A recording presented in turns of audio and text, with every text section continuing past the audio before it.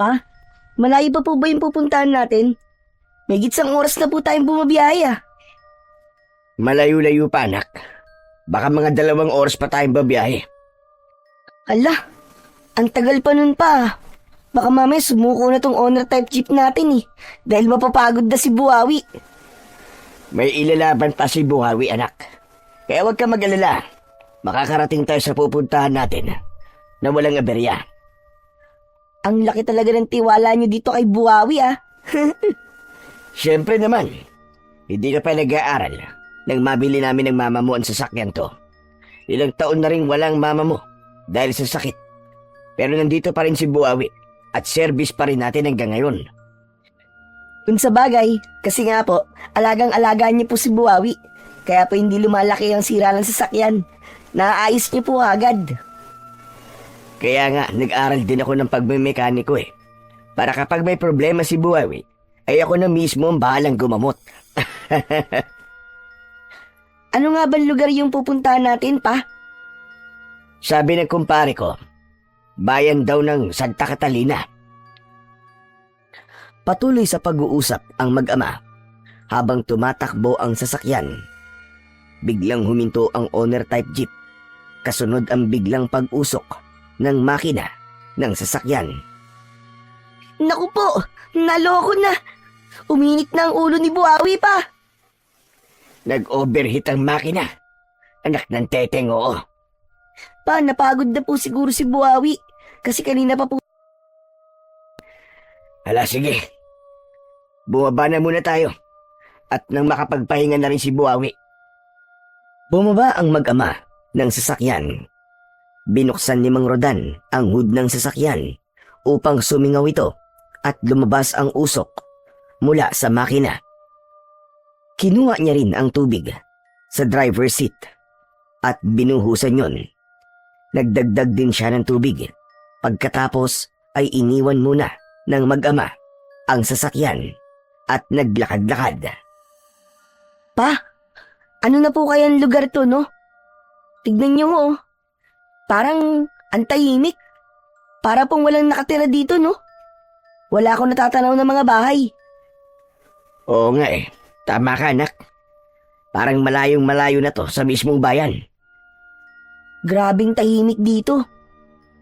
Tama ka, anak. Itong sinasabi nila na nakakabinging katahimikan. Maya-maya pa ay may mga ibon na dumating at nagliliparan. Kaya ang katahimikan ng lugar na yon ay napalitan ng ingay mula sa mga huni ng maliliit na ibong lumilipad. Hala pa, tignan niyo. Ang daming ibon. Saan kaya sila galing, no? Ang dami nila, oh. Grabe. Baka may mga pugad ng mga ibon na yan dito, anak. O kaya, may lungga sila at doon sila galing. Naaliw ng husto ang mag-ama sa mga maliliit na ibong nagliliparan na tila ba naglalaro. Ang ilan sa kanila ay tila naghahabulan pa. May mga dumapo sa mga sanga ng puno, subalit umaalis din kapag nilalapitan ng ibang ibon. Pasado 4:00 na ng hapon ng mga sandaling yon. Ang totoo ay nagdalawang isip si Rodan sa imbitasyon ng kaibigan dahil nga malayong probinsya ang tirahan nito. Kaya lamang nahiya siyang hindian ang matalik na kaibigan. Kaya kahit malayo ay nagpursigi siyang puntahan at isinama nga si Chico dahil ayaw din ni Mang Rodan na maiwang nag-iisa sa kanilang bahay ang kanyang anak. Maya-maya pa ay nagbalik na ang mag-ama sa kanilang sasakyan. Ganap na ring nakapagpahinga ang sasakyan na pinangalanan nilang si Buhawi. Sana pa, makisama po si Buhawi. Gaya ng sinabi ni Chico, ay nakisama naman ito. Hindi nahirapan ang kanilang ama nang i-start ang sasakyan. Agad naman itong umandar. Kaya naman, napangiti si Mang Rodan dahil alam niyang nasa kondisyon uli si Buhawi. Ayos ka talaga, Buhawi. Antibay mo. Marunong ka talagang makisama. Dapat po talagang makisama siya, Tay. Dahil lagot po tayo kapag di po siya nakisama. Hindi tayo makakarating sa pupuntahan natin. Hindi tayo makakaatid ng binyagan ng anak ng kumpare nyo. Tama ka, anak. Nako, alam mo, kung wala lang akong utang na loob sa kaibigan kong yun, hindi ko pupunta ng binyag ng anak niya kung alam ko lang na ganito pala kahirap ang biyahe. Si Papa talaga oh. Parang gusto niyo pa pong magsisi ah. Eh yun na nga eh. Kung babalik tayo, mukhang mas malayo pa yung lalakbay natin. Kaya tuloy na lang. Saka masarap naman pong bumiyahe pa eh. Nakakatuwang pagmasdan ng magagandang tanawin na dinaraanan natin. Kung sa bagay, para bang sa mga picture ko nga lang nakikita ang ganito kagandang view eh. Tama po kayo pa. Hindi ko nga po alam na meron pa palang ganito kagandang lugar eh. Patuloy sa pagbiyahe ang mag-ama hanggang sa mapansin ni Rodan na wala ng signal ang cellphone na nasa harapan ng manibela. Nako, dead spot na yata itong lugar na to ah. Lalong mahihirapan tayong makontak ang kumpare nyo pa. Hindi niya nabanggit sa akin na walang signal na cellphone dito sa pupuntahan natin. Nasa syudad kasi siya eh, nang magkausap kami sa cellphone. Sana makarating po tayo sa lugar nila pa. Magtatanong-tanong na lang tayo. Imposible kasing matawagan ko pa siya. Hanggang sa nagsimula ng kumagat ang dilim, patuloy pa ring binabagtas ng mag-ama ang mahabang kalsada. Hanggang ang mahabang kalsada na sementado na binabaybay ng kanilang sasakyan ay biglang naging mabato at maputik.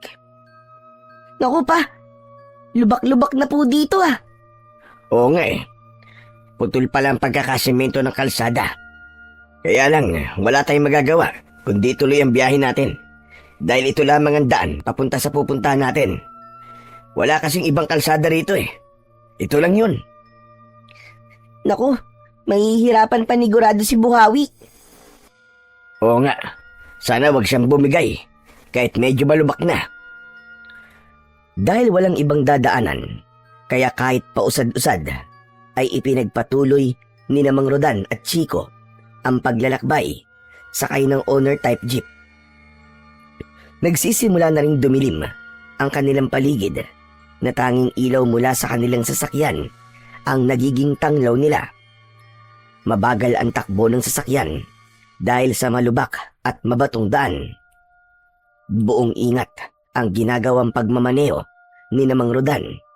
Kaya lamang, sa kabila ng kanyang ginagawang pag-iingat, ay hindi pa rin niya napansin ang isang malaking uka sa daan na mayroong tubig.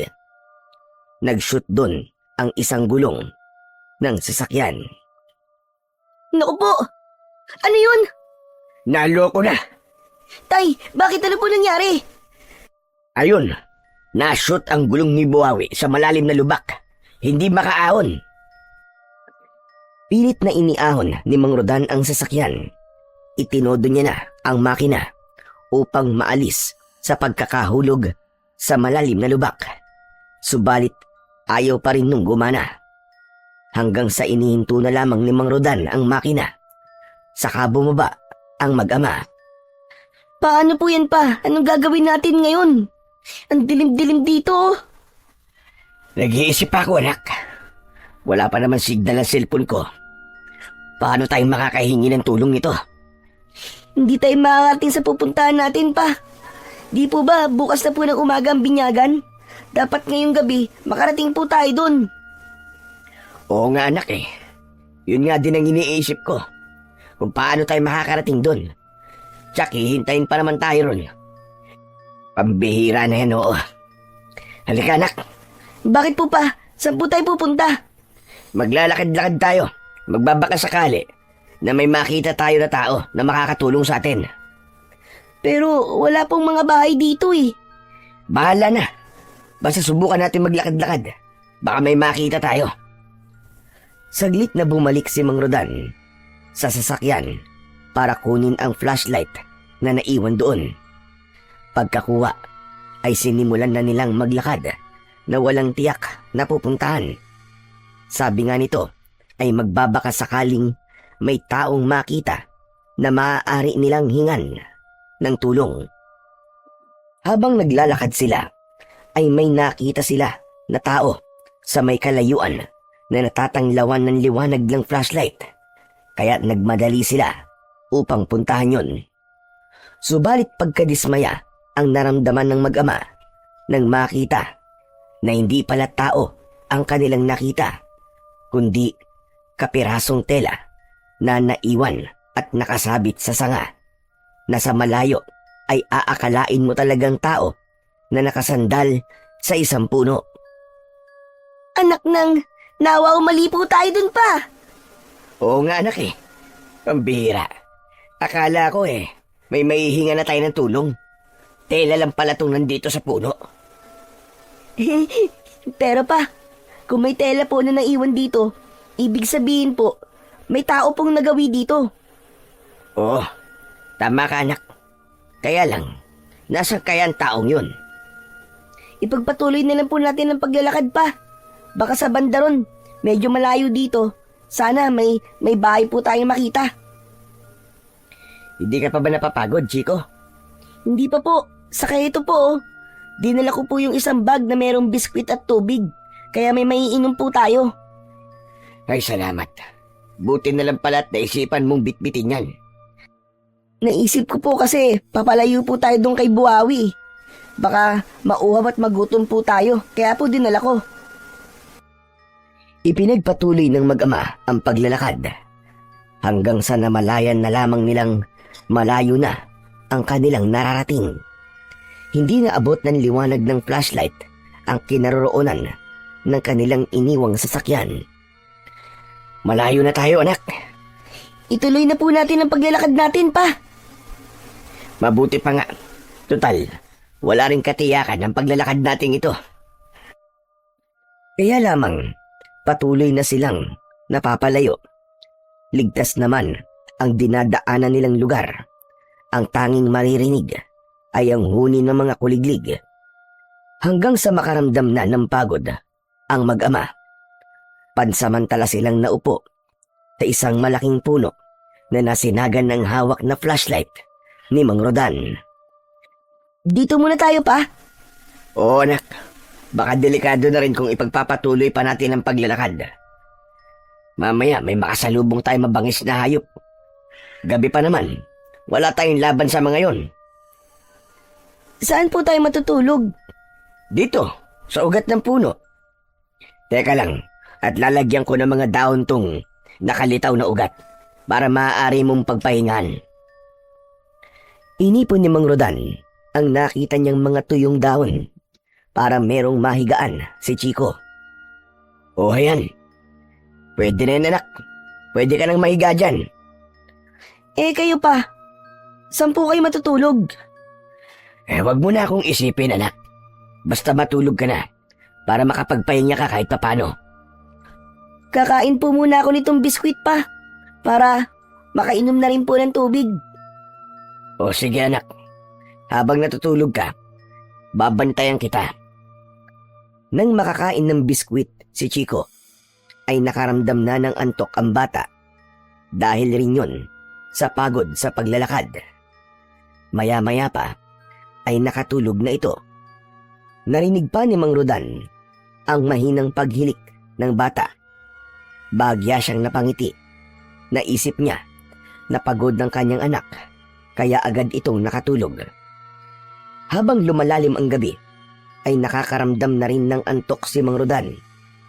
Subalit, pilit niya yung pinaglalabanan dahil ang nais niya ay manatiling gising para bantayan ang anak. Kaya lamang, pagod din siya, kaya hindi niya na nakayanan pa ang nararamdamang antok.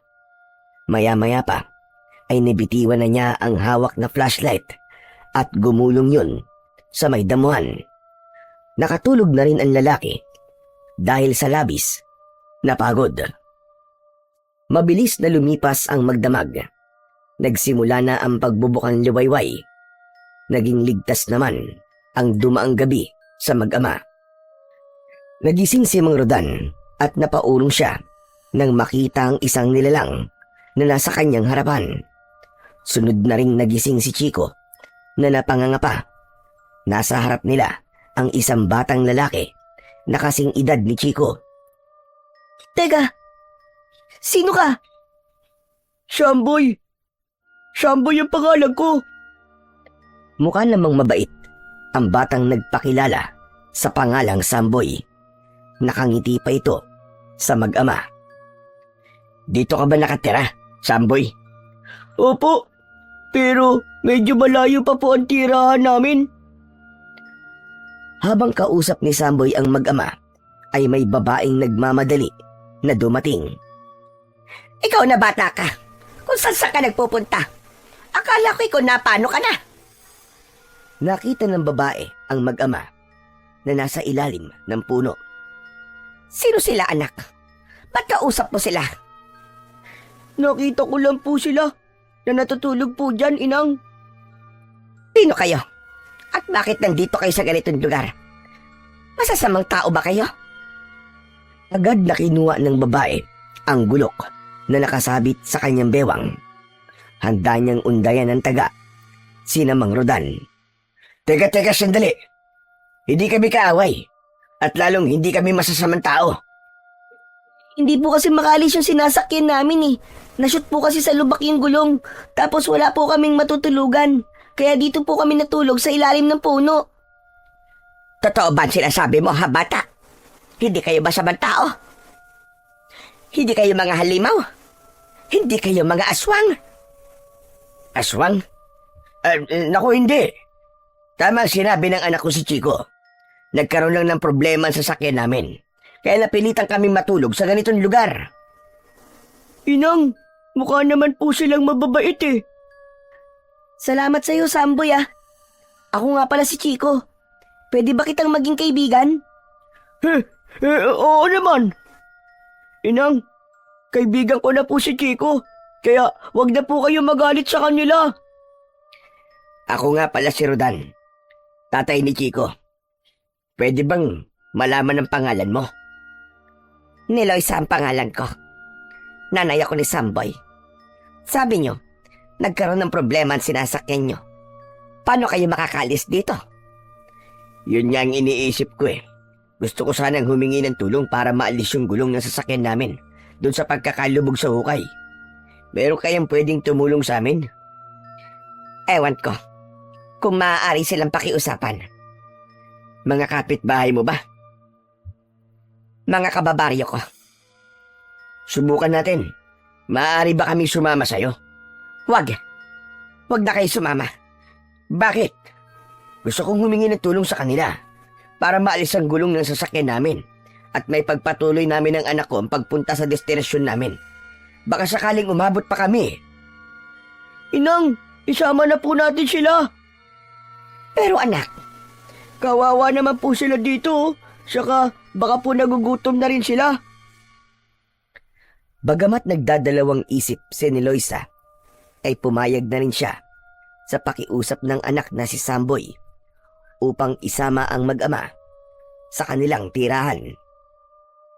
Dahil alam ni Niloisa na gutom si Rodan at Chico, kaya ipinaghanda niya ang mag-ama ng pagkain.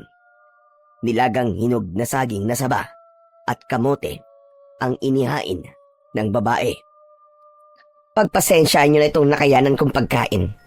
Madalang kasi kami magsaing dito. Kadalasan na 3 beses sa 1 linggo. Kaya ito lang ang maipapakain ko sa inyo. Maraming salamat, Niloisa.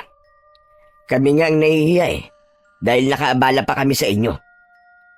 Papa, pwede na po ba akong kumain? Mukhang masarap po itong nilagang saging at kamote na ibinigay po ni Aling Niloisa eh. O sige anak, kumain ka na. Samahan mo kaming kumain, Samboy. Hindi na, Chico. Kayo na lang ng papa mo. Saka, busog pa naman ako eh. Marami na rin akong nakain kanina. O siya, sige. Maiwan ko muna kayo. Meron akong kailangan puntahan. Sige, Niloisa. At salamat nga pala sa pagkain ha. Walang anuman. Lumabas na ng bahay ang babae at tuloy-tuloy na umalis. Kaya naiwan sa bahay sina Rodan at ang dalawang bata. Nagsimula na rin kumain si Rodan dahil nakaramdam na rin siya ng gutom. Samboy, kayo na lang ba ng inang mong nakatira dito sa bahay na to? Oo, matagal na kasing patay ang itay ko. Ganun ba? Sa akin naman, mama ko naman ang patay na. Kaya pala dalawa lang kayo ng papa mo na bumiyahe eh. Oo, tama ka. Hindi nga namin alam kung makakapunta pa ba kami sa bahay ng kaibigan ni Papa eh. Kasi nga, yun nangyari sa sasakyan namin. Siya nga pala, Samboy. Saan ba pupunta ang inang mo? Umalis siya. Baka po may kakausapin tao. Di po ba sabi niyo kailangan niyo po ng tulong para maalis na po sa lubak yung sasakyan niyo? Oo nga pala. Para maipagpatuloy na namin ang pagbabiyahe. Sana, may makausap ang inang mo at pumayag na tulungan kami. Sana nga, kasi mahirap kausap ang mga tao rito sa baryo Takip Silim eh. Ha? Mahirap kausap? Anong ibig mong sabihin na mahirap kausap, Samboy? Hindi po kasi sila basta nahihinga ng tulong, lalo na po kapag may dayo na naliligaw dito sa baryo namin. Ayaw nilang tumulong? Opo, kaya nga madalas hindi kagad nakakaalis ang mga estrangherong napapadpad dito eh. Ibig mo ba sabihin, Samboy, mga suplado sila? Basta, sabi ni Inang, mahirap silang kausap, lalo na yung mga kalalakihan. Pero bakit kayo hindi naman? Tinulungan niyo pa nga kami ng papa ko. Iba kasi kami sa kanila. Pero dito kayo nakatira, di ba? Oo, matagal na kami rito. Dito rin ako ipinanganak. Nang matapos kumain, ay nagyaya si Chico kung maaari siyang samahan ni Samboy na lumabas at mag-ikot-ikot. Okay lang ba sa'yo, Samboy? Oo naman, para makita mo rin tong baryo namin. Kaya nagpaalam si Chico sa kanyang papa. Pumayag siya dahil kasama naman si Samboy. Pero mas pinili ni Mang Rodan na manatili na lamang muna sa loob ng bahay. Nakakaramdam kasi siya ng antok. Halos hindi siya makatulog ng maayos ng nakalipas na gabi. Dahil nga mas gusto niyang bantayan ang natutulog na anak. Isa pa, mahirap para sa kanya ang makatulog sa lugar na alam niyang anumang oras ay may kung anong hayop na maaaring umatake sa kanila. Samantala, habang naglalakad ang dalawang bata sa labas, ay may mangilan-ngilan na taga-baryo Takip Silim ang napapatingin sa dalawa. Bago kasi sa paningin nila si Chico, pinagmamasdan nila ang bata at titig na titig. Teka, Samboy, kinikilabutan ako. Bakit, Chico? Natatakot ka ba? Kuwan kasi. Ang sama makatingin ng mga kalugar mo. Masyadong seryoso. Ganun talaga sila, lalo na kapag mga dayo. Para kasing bigla na lamang mananakmal. Nakakatakot. Katulad ba ng ganito? Uy, huwag ka naman ganyan. Lalo mo naman akong tinatakot niyan eh. Masyado ka naman matatakotin. Basta, huwag mo nila silang pansinin. Hanggat kasama mo ako, walang makikialam sa'yo dito. Kung sa bagay, sa kabisita mo kami, di ba? Kaya sagot mo ako. Parang gano'n na nga. Kasi, niyaya ko kayong pumunta dito sa bahay. Teka nga pala, ba't mo naisipang yayain kami ni Papa sa bahay nyo? Kasi nga, nakita ko na mukha naman kayong mababait. Saka, para may ibang tao kaming makausap ni Inang. Bakit? Hindi ba nagsasalita yung mga taga rito sa baryo nyo? Nagsasalita naman. Kaya nga lang, paminsan-minsan lang. Ha? Anong ibig mo sabihin paminsan-minsan? Kasi nga, mas gusto nilang nasa loob lang sila ng bahay. Kung ganun pala, kukonti dito sa inyo mga marites. Ha? Marites? Pangalan yun ng isang kilala ni Ina na pinupuntahan namin minsan? Ang ibig ko sabihin, yung mga babaeng may hilig magkwentuhan, hindi pangalan. Yung nagkikismisan ba? Marites kasi ang tawag dun sa amin eh. Uy, meron din ganun dito, pero ilan lang. Hindi kasi sila pwedeng magkwentuhan sa labas ng bahay eh. Kasi nga, baka may magalit sa kanila. Delikado. Bakit naman delikado? Baka maging dahilan ng away. Mahirap kasi kapag nag-away-away ang mga taga rito sa baryo Takip Silim. Posibleng mauwi sa patayan. Ha? Ganun sila katatapang? Patayang kagad? Kaya nga hanggat maaari ay walang away na dapat mangyari dito. Kasi magiging magulo at madugo. Nagpatuloy sa paglalakad ang dalawang bata. Kaya hindi nila namalayan na malayo na pala ang nararating nila. Samantala, sa bahay kung saan naiwan si Mang Rodan ay nakaidlip na rin siya saglit. Subalit wala pa rin si Neloisa. Hindi pa rin bumabalik ang dalawang bata. Naalala ni Rodan ang cellphone na nasa bulsa ng suot niyang pantalon. Kinuha niya yon para lang madismaya dahil wala talagang signal ang kanyang cellphone at malapit na rin madrain ang battery. Kaya lalo nang siyang nawalan ng pag-asa na may matatawagan para humingi ng tulong. Naisa nang matulog uli ni Rodan nang may maramdaman siyang tila ingay. Subalit mahinang tinig yon. Kaya mula sa pagkakahiga sa isang kawayang upuan ay bumangon si Rodan at sumilip sa labas ng bahay. Nakita niya na may mga taong naroroon. Marahil ay nasa 6 ang bilang ng mga ito. Mga babae at lalaki at nakatingin sa bahay na kinaroroonan niya. Bakit kaya parang nakabantay dito sa bahay ang mga taong yun? Ibinukas ni Mang Rodan ng bahagya ang pinto at nakita siya ng mga taong tila nag-aabang. Matalim ang titig ng mga ito sa kanya. Subalit hindi nila magawang lumapit. Maya-maya pa ay nakita niyang dumating si Neloisa. Dinig na dinig niya na ipinagtabuyan nito ang mga taong tila nagbabantay sa harap ng bahay. Agad na pumasok ng bahay si Neloisa at isinara yun. Pasensya ka na sa mga yon, ha? May kailangan ba sila? Wala. Nag-uusyoso lang ang mga yon. Kanino? Sa akin ba? Oo. Ngayon lang sila ulit nakakita ng estrangherong napadpad dito. Pero katulad nyo rin akong tao, di ba? Huwag mo na lang silang pansinin. Pabayaan mo na. Siya nga pala ni Loisa. Tungkol sa nasabi ko sa'yo, para makaalis na kami rito. Pasensya ka na. Ayaw nila. Walang gustong tumulong sa amin, ganun ba? Oo. Hindi ko sila mapilit. Tama nga pala sinabi ni Samboy. Mahirap kausap ang mga taga rito sa inyo. Asan nga pala ang dalawang bata? Hindi ko nakikita. Lumabas sila. Sinamahan ni Samboy si Chico para maglakad-lakad. Ano ka mo? Hindi nila dapat ginawa yun. Bakit naman? Basta. Teka, aalis muna ako. Saan ka pupunta? Hahanapin ko ang dalawang bata. Sasamahan na kita. Hindi. Dumito ka lang. At huwag kang lalabas hanggat hindi ako dumarating. Bakit ba ni Loisa? May problema ba? Basta. Sumunod ka na lamang sa bilin ko. Mamalagi ka rito sa loob ng bahay. At huwag na huwag kang lalabas kahit na ano pa ang mangyari. Nagtataka si Rodan sa sinabi sa kanya ng babae.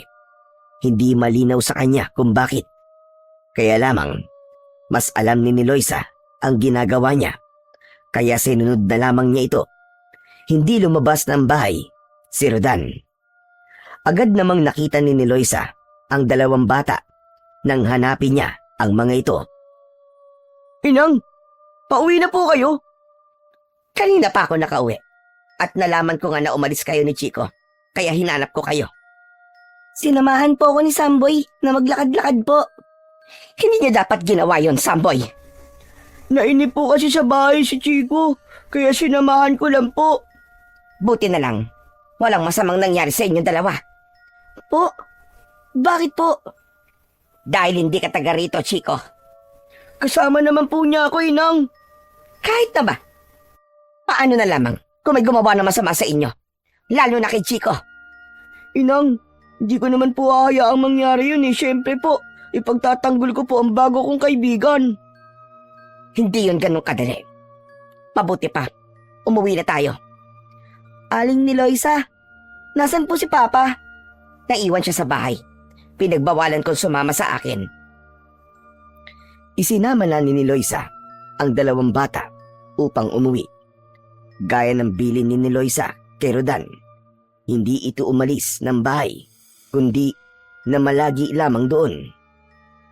Kung walang tutulong sa amin para maiahon sa malalim na lubak ang sasakyan namin, paano kami makakaalis dito? Hayaan mo, patuloy akong makikiusap na may tumulong sa inyo. Paano kung wala pa rin?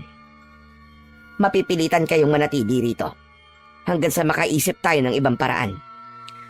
Mukhang hindi na tayo makakarating sa pupuntahan natin, anak. Oo nga po pa eh.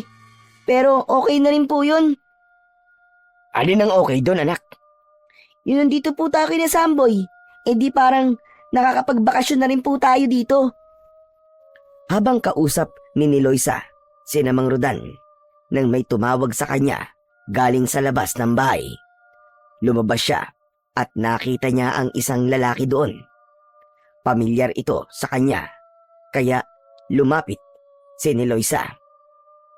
Magandang araw, Saldo. Ikaw pala yan. Magandang araw naman. Bari ba kitang imbitahan ni Loisa? Saan? Sa bahay ni Martin. Gusto kanyang makausap eh. Tungkol naman saan? Sumama ka na lang sa akin para malaman mo. Ang pangalang Martin ay kilala sa baryo, Takip Silim. Isang taong hindi maaaring hindian ni Loisa, kaya wala siyang nagawa, kundi ang sumama kay Zaldo. Hindi na siya nagpaalam pa sa mga kasama niya sa bahay, kundi umalis na siya kasama ng lalaking sumundo sa kanya. Humarap siya kay Martin, gaya ng sinabi ni Zaldo. Mabuti naman at pinagbigyan mo ang imbitasyon ko sa'yo ni Loisa. Makakatanggi ba ako? Kung sa bagay, walang tumatanggi sa sinasabi ni Martin. Ano bang kailangan mo sa akin, Martin? Isang mahalagang bagay ni Loisa. At talagang hindi ka pa rin sumisira sa ating usapan. Alam ko na kung anong ibig mong sabihin, Martin. Dapat lang. Dahil yun naman talaga ang silbi nyo ng anak mo. Alam ko yon. Kaya nga, hindi ka maaaring tumanggi. Naiintindihan mo ba ako? Oo. Naiintindihan ko, Martin. Tahimik lamang si Loisa na nakinig sa mga sinabi ni Martin. Alam niya ang tinutukoy ng lalaking kaharap. Samantala, sa maikling sandali na magkasama ang dalawang bata, ay nagkakasundo sila. Akala mo ay matagal nang magkakilala. May mga bagay silang napagkakasunduan. Ang husay mo pala mag-drawing, Chico. Si Papa nagturo sa akin ito. Kung gusto mo, turuan din kita. Siyempre naman. Hilig ko rin kasi mag-drawing eh. Dito sa papel na wala sulat, dito tayo mag-drawing, dali. Teka, ano bang paborito mong i-drawing? Mga aswang, tapos mga halimaw, tapos ang kalaban nila ay mga superhero. Ha? Talaga? Ganun din ang dinidrawing ko eh. Yung mga superhero tapos kalaban nila mga monster, mga kapre, mga tikbalang, mga diwende, at kung ano-ano pa. Tapos yun nga yung sinabi mo, yung aswang. O sige, simulan na natin mag-drawing. Ikaw ang magdodrawing ng mga superhero, tapos ako naman ang magdodrawing ng mga aswang at monster. Ayos yun. Gusto ko yun. Game na. Nang makauwi na ng bahay, ay dinatnan ni Loisa na abala ang dalawang bata sa kanilang ginagawa. Napansin naman ni Mang Rodan ang kalungkutan ng babae. Kaya nang maupo ito sa upuan na malapit sa mesa, na nasa kusina ay sinundan siya nito at kinausap dahil alam niyang may bumabagabag kay ni Loisa. Hindi siya nakikialam ako ni Loisa. Pero napansin ko ang kalungkutan mo nang dumating ka. Wala ito. May iniisip lang ako, Rodan. Kung okay lang sa'yo, maaari mo sabihin sa akin. Baka makatulong ako. Hindi na. Sa akin na lang. Dahil ba sa amin ang anak ko? Pasensya ka na ni Loisa. Kaya lang hindi pa kami makakaalis hanggat walang tumutulong sa amin para maalis ang sasakyan na nasa malalim na lubak. Kung makukumbinsi mo sana ang ilang mga taga rito sa inyo para tulungan ako, baka makaalis na kami rito ni Chico. Yun na nga ang ikinakabahala ko. Bakit? Ayaw nilang umalis kayo rito. Ano ka mo? Pero kung ako ang tatanungin, gusto ko nang umalis na kayo. At wag nang abutin pa ng kung ilang araw. Itinataboy mo na kami. Hindi yun pagtataboy, Rodan. Pero ang gusto mo'y umalis na kami rito, di ba? Oo. Para yun sa kaligtasan nyo. Teka. Anong ibig mong sabihin? Hindi kami ligtas rito ng anak ko? Tumayo sa pagkakaupo si ni Loisa. Iniwasan niya ng sagutin ang tanong ni Rodan. Meron pa pala akong kailangan gawin. Teka sandali ni Loisa. Hindi mo pa sinasagot ang tanong ko. Naguguluhan ako sa sinasabi mo eh. Sinabi ko na ang gusto kong sabihin. Nasa iyo na. Kung ano ang gagawin mo, Rodan. Iniwan na ni Loisa ang lalaki. Subalit naging palaisipan kay Mang Rodan ang sinabi ng babae. Bagay na lumigalig sa kanya. Samantala, may mahalagang pinag-uusapan sina Martin at Saldo sa isang sikretong kwarto. Zaldo, ikaw ang pinagkakatiwalaan ko. Alam ko yun, Martin. At huwag kang mag-alala. Kahit anong mangyari, hindi makakalabas ang anumang usapan natin. Dapat lang, dahil alam mo kung paano ako magalit. Oo, Martin. Kilalang-kilala na kita. Maglagay ka ng mga magmamanman kay ni Loisa. Hindi siya maaaring sumira sa kasunduan. Ako nang bahala doon, Martin. Kapag may napansin kayong kakaibang kilos mula kay ni Loisa na hindi nyo gusto, sabihin nyo kagad sa akin. Hindi naman nawala sa isipan ni Mang Rodan ang mga sinabi ni Loisa. Nakikita niya sa babae ang pag-aalala ng kausap niya ito kanina. Nilapitan siya ng anak na si Chico kasama si Samboy. Ipinakita nila kay Rodan ang kanilang mga drawing. Ipinagmalaki yun ni Chico sa kanyang papa. Papa! Tignan niyo po, oh. Ang husay din po ni Samboy. Parehas po kami mahilig mag-drawing. Tapos, tinuruan po ako ni Chico. Ang husay po niya gumawa ng mga superhero. Napansin ni Chico na tila hindi interesado ang kanyang papa sa kanilang mga sinasabi. Papa? Bakit po? May tinatanong ka ba, anak? May iniisip po ba kayo, Mang Rodan? Oo. Pasensya na kayo kung hindi ko ganun narinig ang mga sinabi nyo kanina. Teka, tungkol ba rito sa mga drawing nyo ang sinasabi nyo sa akin? Opo, Papa. Kasi po, mahusay din po mag-drawing si Samboy. Sana nga po. Huwag na muna kayong umalis kasi po, ngayon lang po ako nagkaroon ng kaibigan na kagaya po ni Chico. Hindi ko po kasi kaibigan yung mga bata po dito sa amin. Kakaiba po kasi sila, kaya ayaw ko rin pong nakipagkaibigan sa kanila.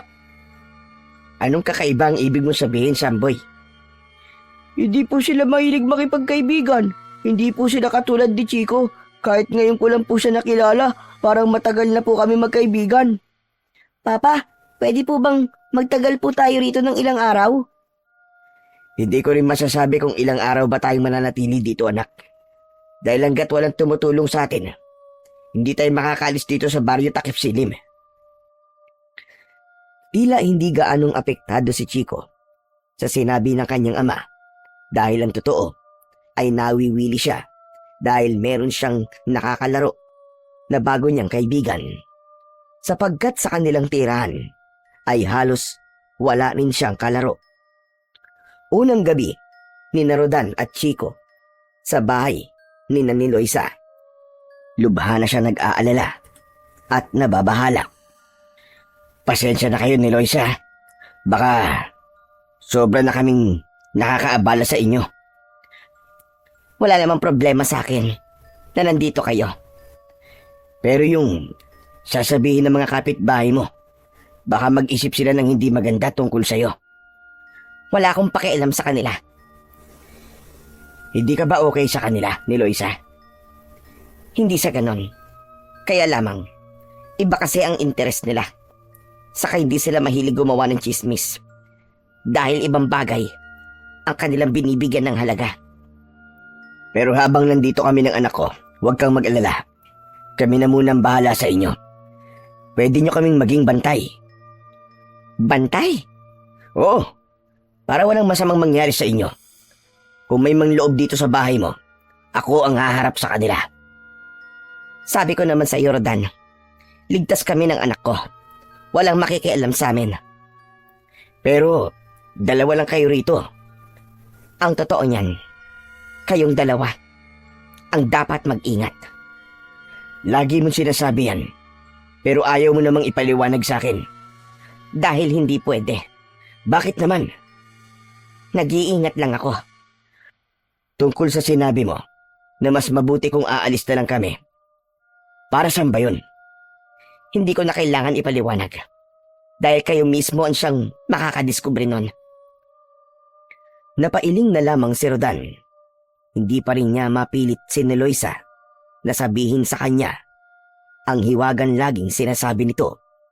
Kaya lalo lang siyang pinag-iisip kung ano nga ba ang tungkol doon. Madilim na ang paligid.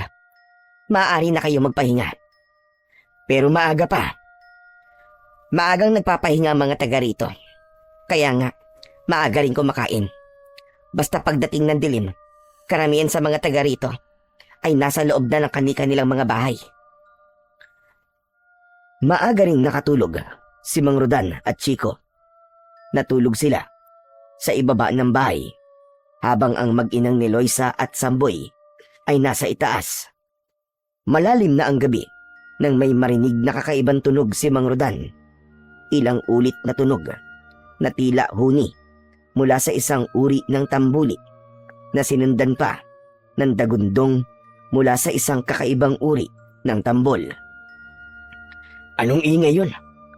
Parang pagsisimula ng isang seremonya. Pinakinggang mabuti ng lalaki ang narinig na dagundong na paulit-ulit. Nasundan yon ng tila matitinis na sigawan ng mga tao. Ano kaya yon? Kailangan makita ko at malaman kung ano at saan galing yon. Tumayo si Mang Rodan at nagtungo sa pintuan para lumabas ng bahay.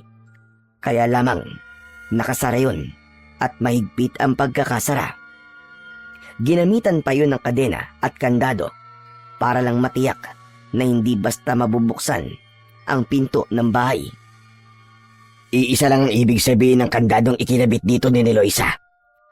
Ayaw niyang magpalabas ng bahay.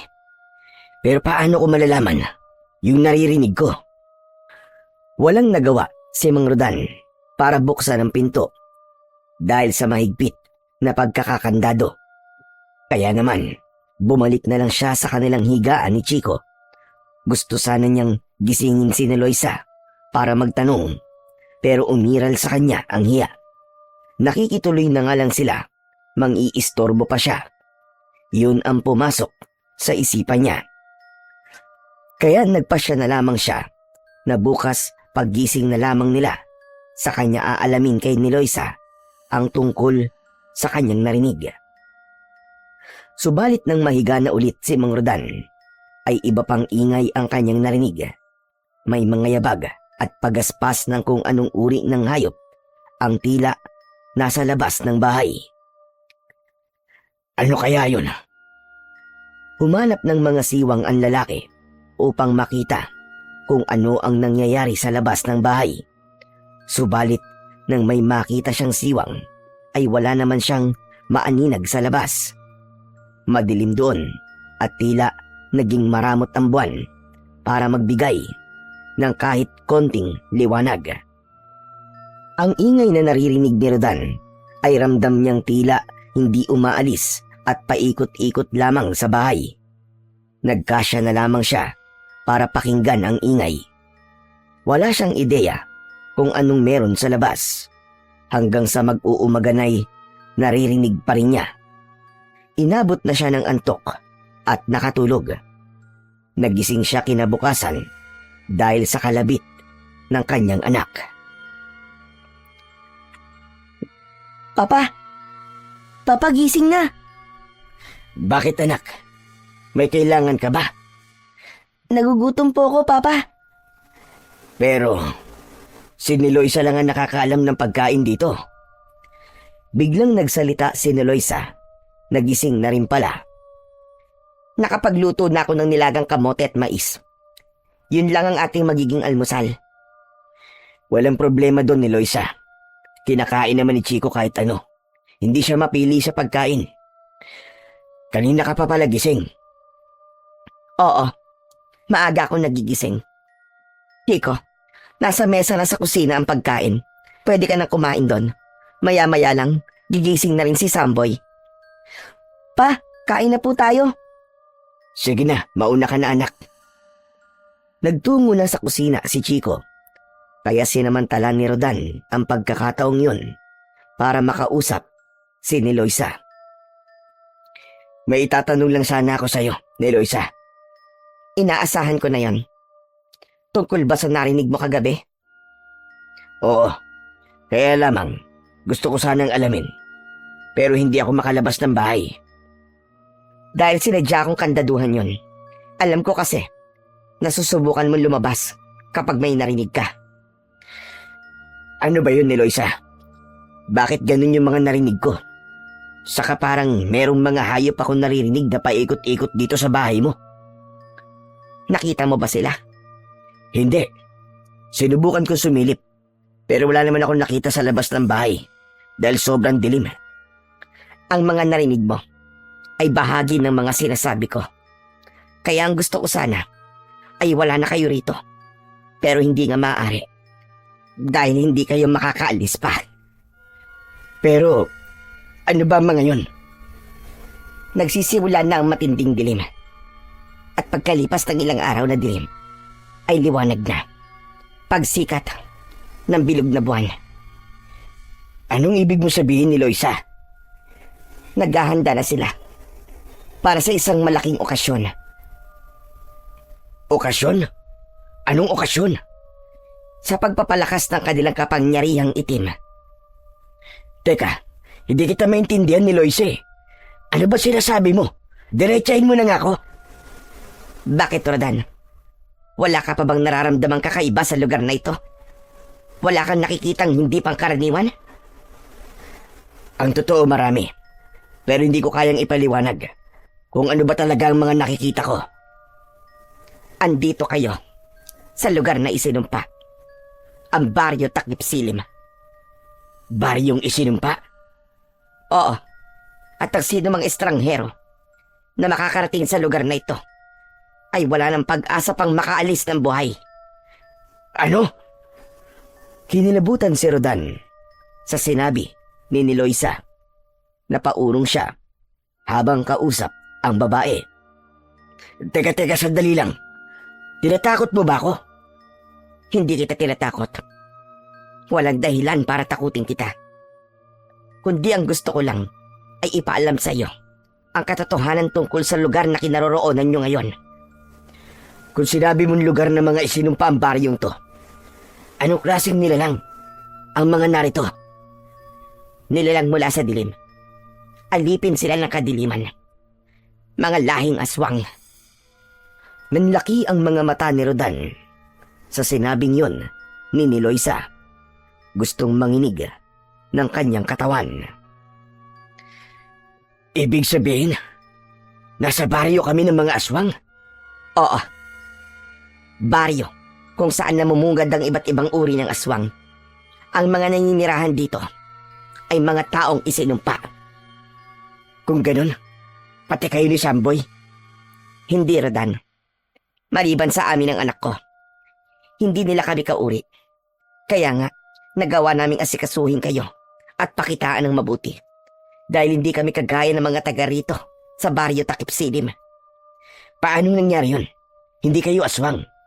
Pero nandito kayo mag-ina sa lugar nila. Tapos, walang masamang nangyayari sa inyo. Dahil hindi nila kami maaaring galawin. Kami ng anak ko. Pero bakit nga? Dahil kailangan nila kami ng buhay. Kaya walang sino man ang maaaring gumalaw sa amin. Hindi kita maintindihan ni Loisa. Hindi pa ito ang tamang oras para ipaalam ko sa iyo, Rodan. Kaya nga nag-aalala ko sa inyong mag-ama. Dahil kayo ang target ng mga aswang kagabi. Kalat na sa buong baryo ang tungkol sa estrangherong napadpad dito sa baryo Takip Silim. Tinangay na rin ng hangin ng inyong amoy. Kaya natatakam na sila. Yung narinig kong parang isang pagtitipon na may huni ng tambul-tambol. Anong ibig sabihin nun? Isang kasiyahan at isang uri ng seremonyas ukol sa kanilang lakas, gaya ng aking nasabi. At ang dugo nyo, ang kailangan nila. Hindi maaaring mangyari yun.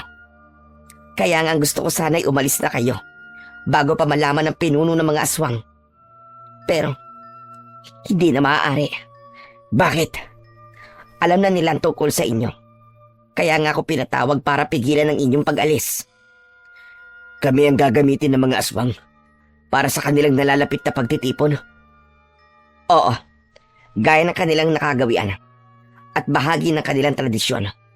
Dapat silang magkaroon ng alay. Hindi yun mangyayari. Hindi ko papayagang mamatay kami sa lugar na ito. Gusto ko kayong tulungan. Pero kapag ginawa ko yun, kami naman na mapapahamak ng anak ko. Alam ko ang laman ng puso mo ni Loisa. Pinagmamalasakitan mo kami. At hindi rin ako papayag na mapahamak kayo ni Samboy. Salamat, Rodan. Salamat. Alam ko may magagawa tayo. Hindi maaaring magtagumpay ang mga aswang na yon sa kanilang masamang pakay. May naisip ka bang paraan? Oo ni Loisa. Paano? Sabihin mo. Kailangan ko ang tulong ninyo ni Samboy. Hindi agad nakasagot si Loisa. Nakaramdam siya ng takot sa anumang balak gawin ni Mang Rodan. Ngayon, naiintindihan ko na kung bakit kailangan mapadpad kami ng anak ko sa lugar na ito.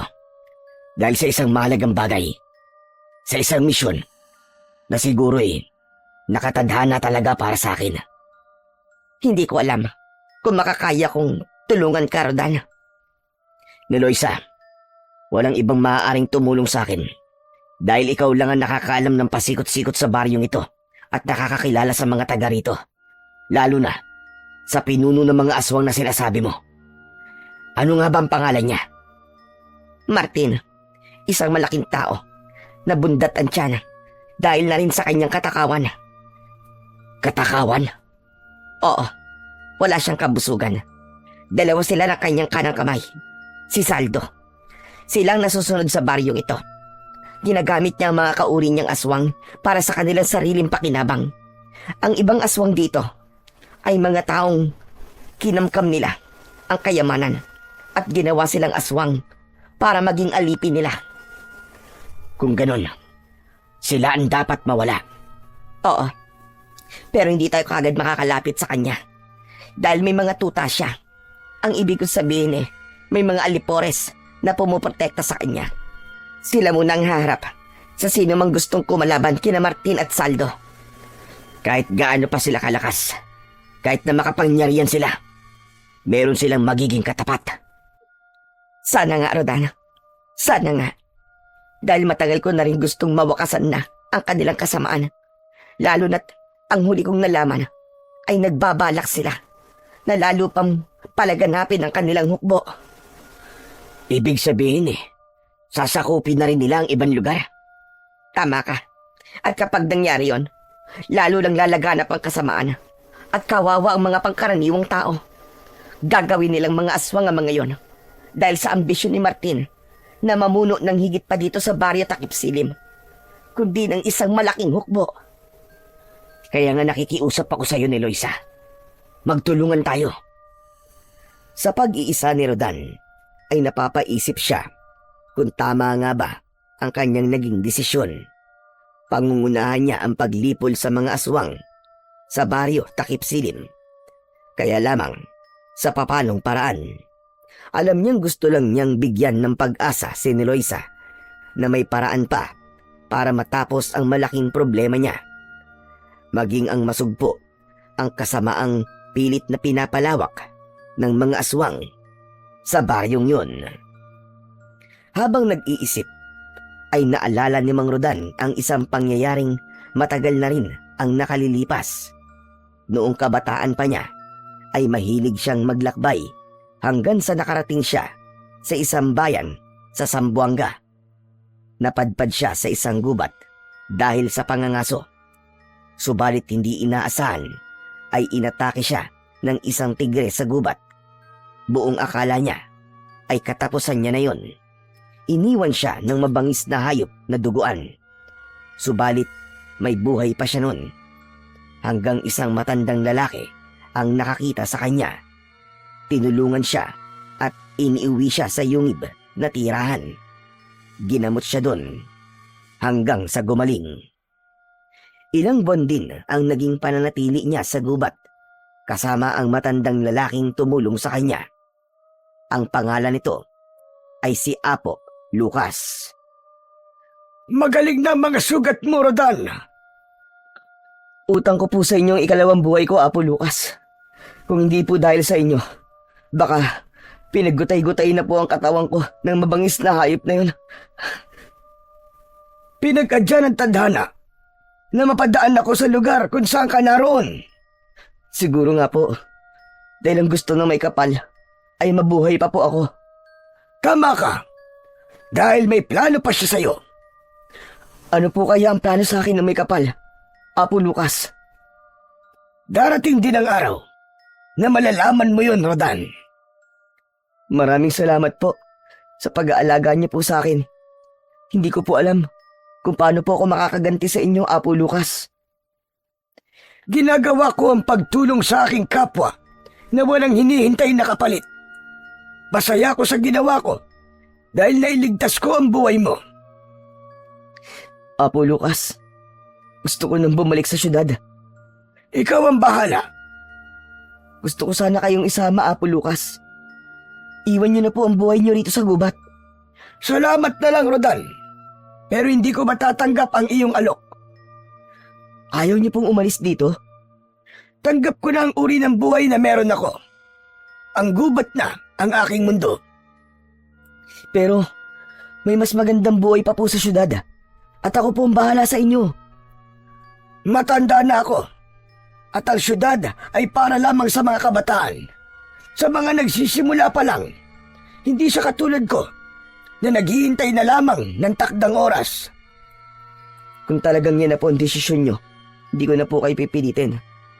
Lalo na kung mas masaya po kayo rito sa gubat. Tama ka.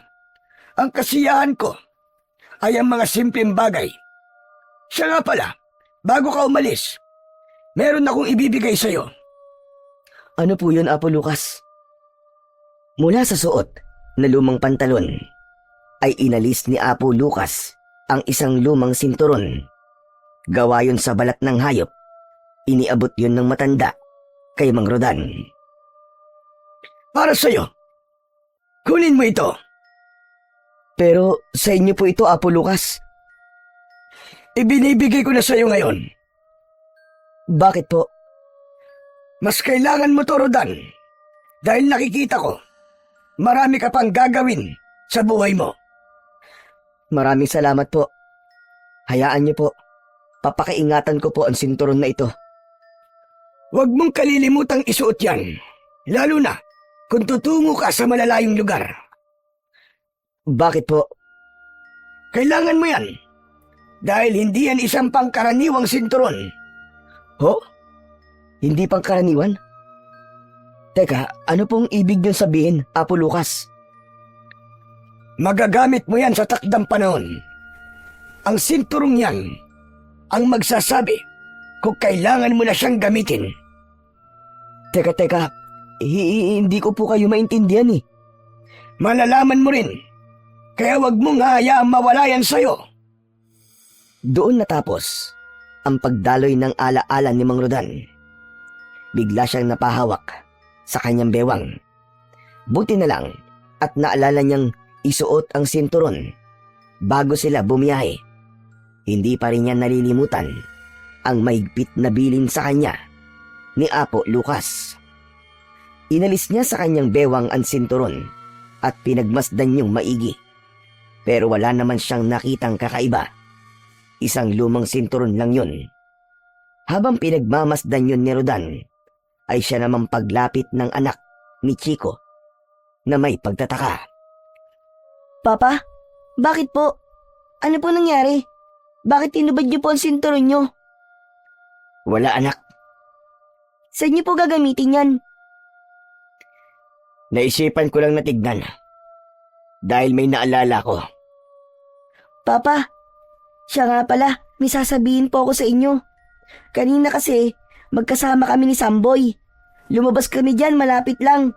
Tapos, habang naglalakad-lakad kami, masama ang tingin ng mga taong nakakita sa amin. Kaya natakot kami. May ginawa ba sila sa inyo? Wala naman po, kaya lang, sinundan kami. Kahit saan po kami pumunta. Itinataboy nga po ni Samboy pero ayaw pa rin umalis. Sunod po ng sunod sa amin. Anong ginawa nyo? Eh di tumakbo na lang po kami ni Samboy hanggang sa makauwi po rito. Anak nang. Mukhang tama nga si ni Loisa. Tama si Aling ni Loisa, saan po? Sa ugali ng mga tao rito. Parang nagiging nakakatakot na nga po ang mga taga rito sa baryo ni Samboy eh. Ang sasama po nila kung tumingin. Kaya nga sa susunod, wag na muna kayong lalabas. Delikado kasi. Papa, totoo kaya yung sinabi ni Samboy sa akin? Aswang daw yung mga taga rito. Sinabi niya yun sa'yo? Opo, Papa. Kaya nga kinilabutan po ko eh. Kaya lang, bakit hindi naman sila napapahamak ni Aling ni Loisa? Anak, makinig ka.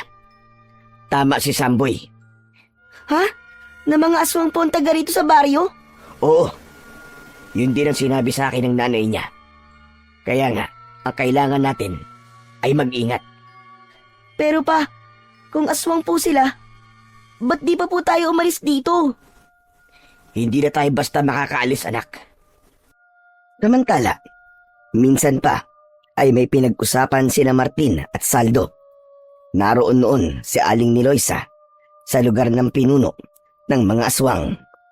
Dahil may pagkakataon na ginagawang utusan din nila ang babae, narinig niya ang pinag-uusapan ng mga ito. Naiutos mo na ba ang sinabi ko, Saldo? Oo, Martin. At nagawa na nila. Magaling. Kaya wala nang dahilan para makaalis pa sila. Oo, mananatili na sila rito hanggang sa matapos ang ilang gabi ng kadiliman. Sa pagdating ng liwanag ng buwan, hindi na tayo mahihirapan pa dahil nakahanda na. Tama ka. Kaya 2 gabi ng kadiliman na lang ang ating hinihintay. Nang makauwi si ni Loisa, ay agad na ibinalita nito kay Mang Rodan ang kanyang nalaman. Ano ba sinasabi mo ni Loisa? Tuluyan na nilang sinara ang pag-asa niyo makaalis pa rito. Teka, anong ibig mo sabihin? Ang sasakyan niyo na nalubog sa malalim na lubak, wala na. Ano ka mo? Wala na? Oo, ipinasunog na ni Martin. Tiniyak niyang hindi na kayo makakaalis pa rito. Sigurado ka ba? Oo, sabi ko naman sa'yo. Gagawin ni Martin ang lahat para sa kanyang ibig mangyari. Wala na pala akong magagawa pa. Konting sandali na lang, Rodan. 2 gabi na lang ng kadiliman ang siyang nalalabi. Huwag ka mag-alala. May naisip na ako. Handa na rin ako, Rodan. Sigurado ka? Oo, dahil walang ibang tutulong sa'yo kundi kami ni Samboy. Ikalawang gabi, ninarodan sa baryo Takip Silim. Gaya ng dati, muling nakakandado ang bahay ni Eloisa. Tiniyak ng babae na hindi makakalabas si Rodan at hindi makakapasok ang anumang nilalang mula sa labas. Malalim na ang gabi nang muling marinig ni Rodan ang kakaibang ingay. Kaya napabangon siya at agad na inalis ang sinturon na nasa kanyang bewang. Pagkaalis niya sa sinturon, ay gano'n na lang ang gulat niya nang ang sinturon ay nagliwanag at naging matigas na parang isang espada. Totoo ba itong nakikita ko? Parang espadang sinturon na ibinigay sa akin ni Apo Lucas. Hinawakan yon ni Mang Rodan at tila may puwersang humihila sa kanya upang lumabas siya ng bahay. Malakas ang puwersang yon, kaya lamang ay nakasara ang pintuan. Hahatawin sana ni Rodan ang kandado ng pintuan gamit ang mahiwagang sinturon nang marinig niya ang boses ni Eloisa. Wag, Rodan! Wag mong gawin yan! Napalingon si Rodan. Nagising si Eloisa dahil marahil sa ingay ng mga aswang na nasa labas ng bahay. Pero ni Eloisa, natitiyak kong mga aswang ang mga nagkakandaingay sa labas ng bahay niyo. Oo, tama ka. Nagpipilit silang pumasok dito sa bahay dahil naaamoy nila kayo ni Chico. Bakit mo ko pinipigilan? Dahil maling harapin mo ang mga aswang. Pero hindi mo ba nakikita tong hawak ko? Hindi ito pangkaraniwang sinturon. May taglay itong kapangyarihan. Bigay ng isang kaibigan. Ngayon ko lang naintindihan ang mga sinabi niya sa akin na tungkol dito. Kapag dasaktan mo ang mga aswang na nasa labas, makakarating kay Martin ang tungkol doon at maaaring masira ang naisip kong plano. May naisip kang plano? Oo, Rodan. Mas magiging mainam kung sa huling araw ng kadiliman, gagawin natin ang paglipol sa mga aswang kung saan naroon ang lahat ng kampo ng dilim. Mukhang may punto ka ni Eloisa.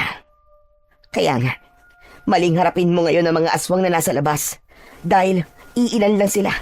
Ang kailangan natin ay malipol silang lahat. Nakuha ni Rodan ang ibig mangyari ni Eloisa. Kaya maghihintay sila ng sinasabing huling gabi ng kadiliman. Bago dumating ang naturang sandali na sinabi ni Eloisa na gabi ng kadiliman, ay nagplano sila ni Rodan. Hindi na nila maaaring itago pa sa mga bata ang tungkol sa bagay na yon. Sila man ay makakatulong para magtagumpay ang kanilang misyon. Inisa-isa ni Eloisa ang naisip niyang dapat gawin. Nagbigay na rin ng kanyang suwestyon si Mang Rodan para sa kanilang plano. Hindi nagpahuli ang dalawang bata dahil may kanya-kanya rin silang sinabi na posibleng makatulong. Ilang oras din ang kanilang naging pag-uusap para maging maayos at hindi yon pumalpak. Dahil kapag nasira ang kanilang plano, ay pare-pareho silang mapapahamak. O ano, malinaw na ba sa inyo lahat? Oo, Rodan. Alam ko na ang gagawin natin. Chico, Samboy, kailangan huwag kayo maghiwalay. Dahil ikaw, Samboy, ang poprotekta kay Chico. Opo, Man Rodan. Ayos. Basta lagi tayo magkasama ha, Samboy. Oo naman. Partner tayo, di ba? Apir! Nagkatawanan pa ang dalawang bata. Para sa kanila'y tila isang paglalaro lamang ang kanilang gagawin. Kaya pinaalalahanan nito ni Eloisa. Samboy anak, isipin mo lagi na hindi ito paglalaro lamang. Kaya dapat seryosohin nyo ang mga gagawin nyo. Nagkakaintindihan ba tayo, anak? Alam ko po yun, Inang. Medyo pinapagaan lang po namin ang sitwasyon para hindi kami mataranta ni Chico. Oo nga po, Aling Eloisa. Pero seryoso po kami ni Samboy. Gagawin namin ng tama ang napag-usapan natin. Mabuti naman kung ganon. Ngayong malinaw na sa atin ang lahat, maghihintay na lang tayo ng tamang oras Bukas na ang huling gabi ng kadiliman. At pagkatapos nun, ay liliwanag na ang bilog na buwan. At yun na ang hinihintay na sandali ng mga aswang. Pero bago pa dumating ang pagsikat ng buwan, kailangan kumilos na tayo. Makakatulong ang kadiliman para magawa natin ang ating plano. Bahagi ng gagawing paghahanda ni Eloisa ay isinalang niya sa apoy ang isang kawali. Nilagyan yun ng isang boting langis mula sa nyog. Iinitin niya yun at hahaluan ng mga halaman na kinatatakutan ng mga aswang. Kapag napaghalo niya na yun at napalamig na, ay ipapahid nila yun sa kanilang buong katawan. Sige na, simulan niyo nang ipahid sa inyong katawan ang niluto kong langis. Inang, madulas po ito. Oo nga po, Aling Niloisa. Para po kami maliligo nito sa langis ng nyog. Ano bang gusto nyo? Ang magtagumpay tayo? O maging biktima kayo ng mga aswang? Sige, sabihin nyo. Siyempre po, ang magtagumpay po tayo, Inang. Huwag na nga tayong magreklamo, Samboy. Kung para sa kaligtasan natin tong pagpapahid ng langis ng nyog sa katawan natin. Sige na, gawin nyo na. At kami naman pagkatapos nyo. Kailangan makapaghanda na tayo. Sayang ang oras. Kumilos na ang dalawang bata. Nang matapos silang magpahid ng langis sa buong katawan, ay sumunod na sina ni Eloisa. Subalit nang magpapahid na si Rodan, ay pinigilan siya ng babae. Teka, Rodan. Hindi ka kasama. Pero sabi mo, kapag ipinahid ko sa aking katawan ang langis na to, ay hindi tayo maaamoy ng mga aswang. Ganun na nga. Pero sabi ko nga sa iyo, sa naging pag-uusap natin, ay kailangan ka nila. Kukunin ka rito ng mga tauhan ni Martin. Yun ang kanilang plano. Kapag nagpahid ka ng langis, malalaman nila yon at magdududa sila. Iiwan kitang nag-iisa dito sa bahay para kunin ka ng mga alagad ni Martin. Sige, sige. Naiintindihan kita. Doblehin mo ang iyong pag-iingat, Rodan. Huwag kang mag-alala. Andito ang makapangyarihang sinturon. Hindi niya ako pababayaan.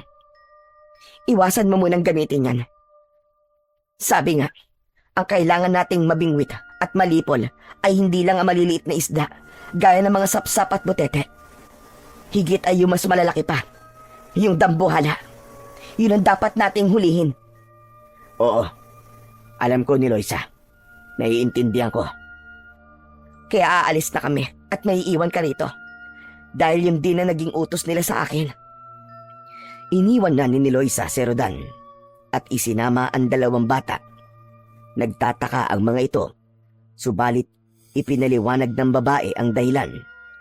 Habang naglalakad sila, ay labis ang pag-aalala ni Chico para sa kanyang papa. Aling Niloisa, okay lang po ba talaga dun si Papa? Oo, Chico. Walang masamang mangyayari sa kanya. Magtiwala ka. Saka diba, sabi niya may taglay siyang sandata laban sa mga aswang. Oo, yung sinturon niya yun, Samboy. Kaya hindi ka dapat mag-alala sa Papa mo. Sige na nga. Saka ipagpipray ko na lang si Papa na sana walang masamang mangyari sa kanya. Oo, tama yun. Sasamahan pa kita, Chico. Parehas tayo magdadasal. Samantala, sa lugar ng mga aswang na pinamumunuan ni Martin at Saldo, Magpadala ka ng mga tao na magpapaalala kay ni Eloisa. Oo, Martin. Gagawin ko. Kailangan makuha na natin ang estrangherong yon. Uunahin natin ay ang lalaki. Dapat na siyang madala dito sa atin para sa ating pagtitipon bago pa matapos ang gabi ng kadiliman. nag-iisa na si Rodan sa bahay ni Eloisa nang maramdaman niyang may mga yabag na dumating. Isa lang ang naisip niya. Dumating na ang mga tauhan ng pinunong aswang para kunin siya. Gagamitin siya para gawing alay sa pagtatapos ng gabi ng kadiliman. Malayang nakapasok ang mga inutusang tauhan. Teka, sino kayo? Anong kailangan nyo? Huwag ka na magtanong. Kayo ba ang inutusan ni Martin at Saldo? Sabi naman sa'yo, huwag ka na magtanong. Tumahimik ka na lang. Hinawakan ng dalawang lalaki ang magkabilaang kamay ni Rodan. Isa ang naglagay ng takip sa kanyang mata at meron ding nagtali sa kanyang mga kamay. Teka, saan niyo ako dadalhin? Ang kulit mo rin ano? Sabi ko nung huwag ka na magtanong eh. Nagpupumiglas si Mang Rodan, kaya nahirapan ang mga lalaki na dalhin ito. Kaya isang malakas na suntok sa sikmura ang pinakawalan nito. Labis na nasaktan si Mang Rodan. Nanghina ang kanyang katawan at nawalan ng malay. Dahil nawalan na ng malay si Mang Rodan, ay malaya na nila itong nabitbit. Inilabas siya ng bahay at isinakay sa isang kariton na hinila naman ng kalabaw. Saka dinala sa lugar ni na Martin. Mula sa kalayuan ay nakita ni na ni Loisa at dalawang bata ang ginawang pagkuha ng mga tauhan ni Martin kay Mang Rodan. Kaya walang tigil sa pag-iyak ang batang si Chico. Akala ko po ba, Aling ni Loisa, walang mangyayaring masama sa papa ko. Pero bakit ganun? Kinuha po siya ng mga masasamang lalaki na yon. Tinangay po nila si papa. Oo nga po, Inang. Baka mapano po si Mang Rodan. Chico, Samboy anak, alam ni Rodan na mangyayari yon dahil nasabi ko yon sa kanya. Hindi ko po kayo maintindihan eh. Paano po kung patayin po nila ang papa ko? Kaya nga ang gagawin natin ay ililigtas natin ang papa mo. Po, ipinahuli niyo po si papa para iligtas po natin. Bakit po ganun? Kailangan makapasok sa lugar na pagdarausan ng pagdiriwang at pag-aalay ang papa mo. Dahil naroon ang mga pinuno na dapat patayin. Ang papa mo ang siyang gagawa noon. Tapos, tayo po, Inang. Ano po gagawin natin? Tayo ang poprotekta kay Rodan. Kaya nga, pinagpahid ko kayo ng langis. Dahil hindi nila tayo maaamoy at malaya tayo makakapasok sa loob para tulungan ang papa ni Chico. Naiintindihan niyo na ba ako ngayon? Basta, kailangan po walang masamang mangyari sa papa ko. Titiyakin natin yon, Chico. Kaya nga makinig kayong maigi sa mga sasabihin ko at kung anong dapat natin gawin. Walang dapat na magkamali at walang dapat sumablay. Nang madala na si Rodan sa lugar na bulwagan para pagdadausan ng magiging seremonya sa pagtatapos ng gabi ng kadiliman, ay inihiga na nila si Rodan sa isang malapad na mesa sa gitna ng bulwagan. Nag-utos na si Martin upang lumabas na ng kani-kanilang lungga ang mga aswang. Sumunod naman ang mga inutusan. Isa-isang kinatok ang mga bahay upang lumabas na ang mga ito. Kasunod nun ay ang pagtunog ng tambuli. Hudyat na sa konting sandali ay gagawin na nila ang kanilang seremonyas. Nakapasok na rin ang grupo ni Nang Loisa sa loob ng bulwagan. Dahil sa langis na ipinahid sa katawan ay hindi sila naaamoy ng mga aswang. Kaya nagkunwari silang kalahi din ng mga ito. Kumilos sila gaya ng mga aswang na naroon. Galingan niyo ang ginagawa niyong pagkukunwari para hindi sila magduda.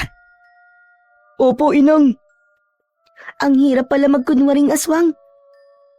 Basta kaya mo yan, Chico. Kailangan nating galingan para sa papa mo. Oo, Samboy. Dapat nating mailigtas si papa.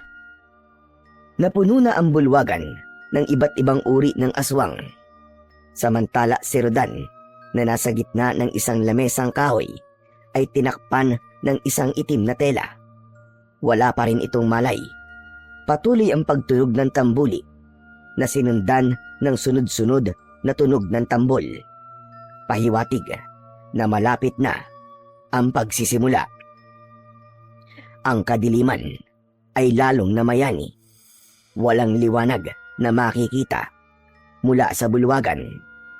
Ang nagiging tanglaw lang nila ay ang maliit na liwanag mula sa mga sulo na naroroon. Subalit hindi sapat yun upang magbigay ng tanglaw sa kanilang bulwagan. Labis na ang pag-aalala ni Loisa dahil tanaw niya na hindi gumagalaw si Rodan sa ilalim ng itim na tela. Kaya inutusan niya si Samboy. Anak, Kailangan makalapit ka kay Rodan. Po, anong gagawin ko, Inang? Kailangan gisingin mo siya. Mukhang matindi ang ginawa sa kanya ng mga alagad ni Martin. Kaya hanggang ngayon ay wala pa rin siyang malay. Sige po, Inang. Gagawin ko po yun. Ipaamoy mo kay Rodan ang halamang ito upang magkaroon siya ng malay. Kapag nagkamalay na siya, sabihin mong maghanda na siya dahil sa maikling sandali ay magsisimula na ang seremonyas. Gagawin na siyang alay. Hindi dapat maibaon sa katawan niya ang balaraw ng kadiliman. Dahil kapag naibaon yun sa katawan niya, wala na tayong magagawa pa para iligtas siya. Naku po, sinasabi ko na nga ba eh. Mapapahamak talaga ang papa ko. Chico, akong bahala. Kaya nga pupuntahan ko ang papa mo para magising na siya at hindi magawang sakta ni Martin. Galingan mo, Samboy ah. May tiwala ako sa iyo, partner. Oo, partner. Huwag ka mag-alala. Matatapos natin ang misyon na ligtas ang papa mo. Umalis na si Samboy para sundin ang utos ng kanyang inang si Eloisa. Dahan-dahan ay lumapit si Samboy sa kinaroroonan ni Mang Rodan. Tama ang inang niya. Wala pa rin itong malay. Nagtago si Samboy sa ilalim ng mesa at ng itim na tela. Ipinaamoy ang halamang ibinigay sa kanya ng kanyang inang. Saglit pa ay nagising na nga si Mang Rodan. Sino ka? Mang Rodan, huwag po kayo maingay. Si Samboy po to. Inutusan po ako ni inay para gisingin ka dahil magsisimula na po ang seremonya. Napahaba ba ang tulog ko? Diyos ko, salamat. Ginising mo ako, Samboy.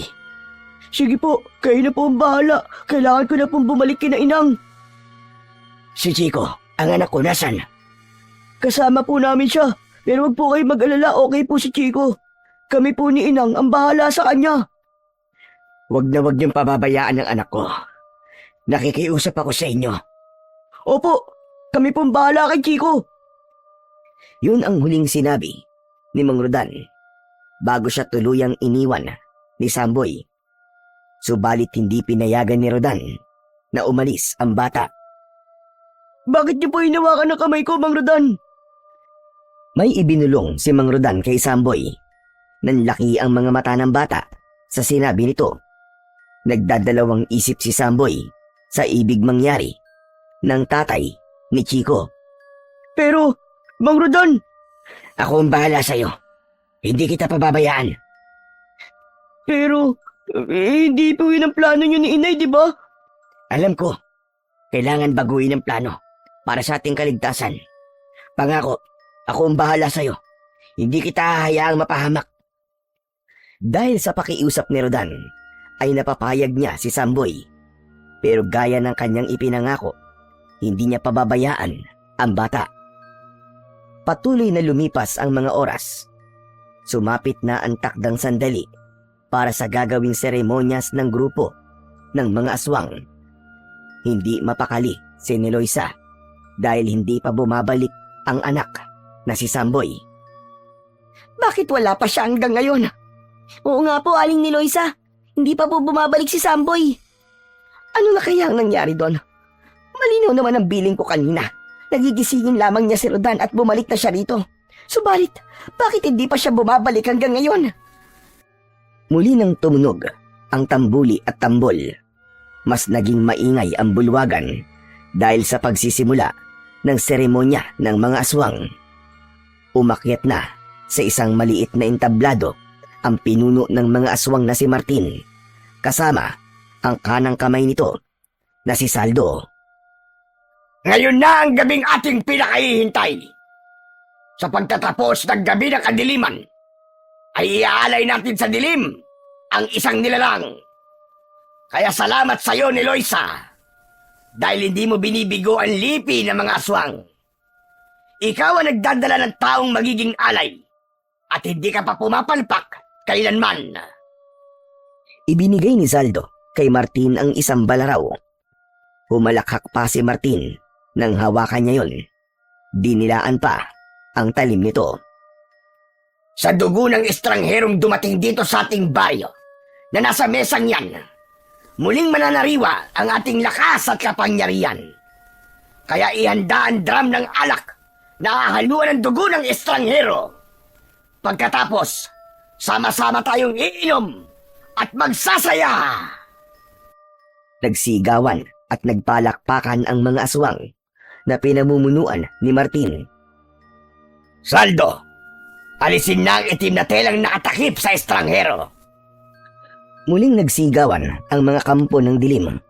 Subalit nang alisin ni Saldo ang talukbong na telang itim sa nilalang na kanilang magiging alay, ay gano'n na lamang ang pagkagulat nila. Samantala, mula sa hindi kalayuan ay pinagmamasdan ni Niloisa at Chico ang mga nangyayari. Parang sinakal at sinuntok ang dibdib ni Niloisa nang makita niya ang anak na si Samboy ang nakahiga sa malapad na lamesa. Wala roon si Rodan na gaya ng kanilang plano at nalalaman. Aling Niloisa, kaya pala di nakakabalik si Samboy. Siya pala yung nakahiga doon na natatakpan ng telang itim. Hindi po si Papa. Anong kalokohan ito? Bakit ginawa yun ni Rodan? Samantala, napaurong naman si Martin nang makita na si Samboy ang nilalang na kanilang iaalay. Hindi siya ang dapat nakahiga dyan, Saldo. Anong kalokohan ito? Pinagtitripan mo ba ako? Hindi, Martin. Sigurado ko na ang estranghero mismo ang inilagay doon. Pero nasaan nga? Nasaan siya? Hanapin niyo siya. Hindi maaaring hindi matuloy ang seremonyas. Hindi pwedeng hindi makainom ng alak na may dugo ng estranghero ang mga kauri natin. Narinig niyo ang utos si Martin. Kumilos kayo. Hanapin niyo ang estranghero. Tiyak nandito lang siya at hindi pa nakakaalis sa lugar na to. Magmadali kayo! Nagmamadali namang pinuntahan ni Niloisa si Samboy.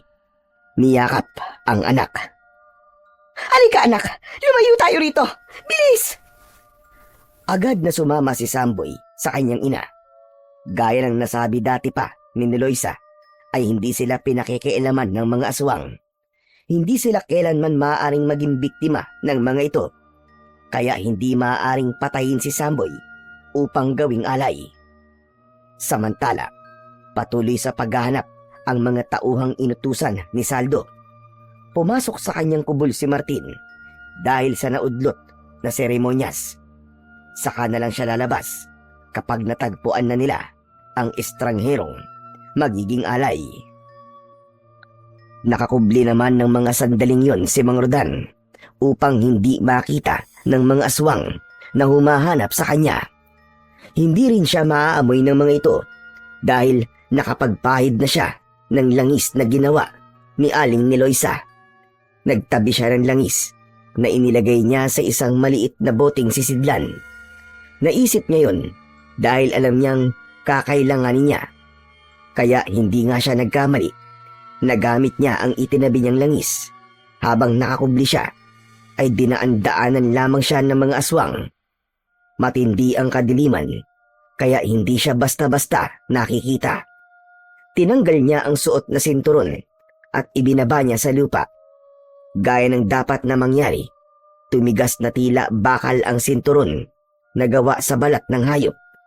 Ngayon ay magagamit niya na ito upang harapin ang nagkalat na mga aswang. Dahil paruot pa rito ang mga aswang sa paghahanap kay Rodan, kaya nang makasalubong niya ay agad niyang sinugod gamit ang kanyang sandatang sinturon. Putol ang kamay at braso ng aswang na tamaan. Tagpas din ang ulo kapag tinatamaan sa leeg. Nagkagulo ang mga aswang nang malaman ang nangyari sa kanilang mga kasama. Lahat sila ay nagtulong-tulong upang sunggaban si Mang Rodan, ngunit hindi nila kaya ang lakas at bilis nito sa pakikipaglaban. Hindi lang pala sandata ang silbi nito sinturon na to. May kakaiba ring bilis at lakas na ibinigay sa katawan ko. Sa bawat sugod ng mga aswang, ay tinitiyak ni Mang Rodan na gugulong ang ulo ng mga ito o di naman kaya ay putol ang bahagi ng katawan. Sige! Mga hayop kayo, mga aswang kayo! Lumapit kayo! Para matikman nyo na ang kamatayan nyo! Samantala, ang kaguluhang yun ay nakita na ni Loisa pati na ng dalawang bata. Aling ni Loisa, si Papa ko po yun. Jack, siya po ang kalaban ng mga aswang. Tama ka, Chico. Si Mang Rodan nga. Tinupad niya ang kanyang ipinangako na hindi niya tayo pababayaan. Oo nga po, Inang. Pero hindi ko pa rin gusto ang ginawa niya kanina. Inilagay niya sa peligro ang buhay mo. Inang, kaya naman po ako pumayag dahil sabi mo nga, hindi tayo sasaktan ni na Martin. Hindi nila tayo magagawang patayin, hindi ba? Kahit na, sobra pa rin ako kinabahan nang makita kita na sasaksakin na sana ni Martin. Kasi nga, Samboy, love na love ka ng nanay mo. Tama ka, Chico. Hindi ko kayang mawala sa akin si Samboy. Siya ang buhay ko. Pero, teka, hindi pwedeng wala tayong gawin. Kailangan natin tulungan si Rodan para maubos na ang mga aswang. Paano po, Aling ni Loisa? Kumuha kayo ng kahit na anong matigas na bagay. Gagamitin natin yon para labanan ng mga aswang. Pwede na kaya ang kahoy na to, Inang? May nakuha na rin po ang kahoy, Aling ni Loisa. Huwag tayong maghiwa-hiwalay. Kapag may nakita tayong aswang, pagtulong-tulungan natin. Hatawin natin ang kahoy.